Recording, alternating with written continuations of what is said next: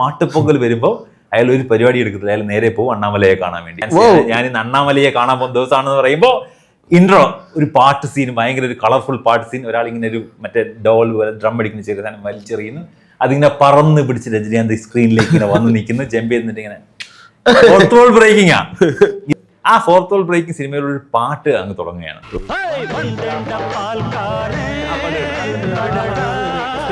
തമിഴ് സിനിമയിൽ നായകനെ കാണിക്കുമ്പോൾ തന്നെ ഇൻട്രോ സോങ് മസ്റ്റായിട്ട് വേണമെന്ന് ആൾക്കാരെല്ലാം മനസ്സിലറിയാതെ ഫിക്സ് ആയി പോയത് അണ്ണാമലയിൽ നിന്നാണ്.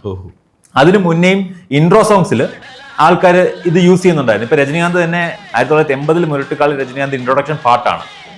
പൊതുവായ മനസ്സ് തങ്കം ഒരു പോട്ടി എന്ന വന്ന് വിട്ട സിംഗം, അങ്ങനെ ഒരു സോങ് ഉണ്ട് ശരിക്കും രജനീകാന്തിന്റെ. അത് പുള്ളി പണ്ട് ട്രൈ ചെയ്തിട്ടുണ്ട്.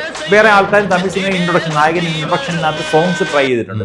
പക്ഷെ നമ്മളിപ്പം നമ്മുടെ 90s കാലഘട്ടത്തിൽ തമിഴ് സിനിമ എന്ന് വെച്ചാൽ സ്റ്റാർട്ടിങ് ഒരു നായകൻ വരും, നായകന്റെ പഞ്ച് ഇൻട്രോ സോങ് ആണെന്ന് മസ്റ്റാണെന്ന് മനസ്സിൽ പതിഞ്ഞു പോകാൻ കാരണം ശരിക്കും അണ്ണാമലയിലെ ഈ പാട്ട് അത്ര സക്സസ് ആയതുകൊണ്ട് അതൊരു ട്രെൻഡായിട്ട് സ്വീകരിച്ച് പിന്നീട് അങ്ങോട്ട് എല്ലാ സിനിമയ്ക്കകത്ത് മസ്റ്റായിട്ട് ഇത് ഉൾക്കൊള്ളാൻ തുടങ്ങിയവർ.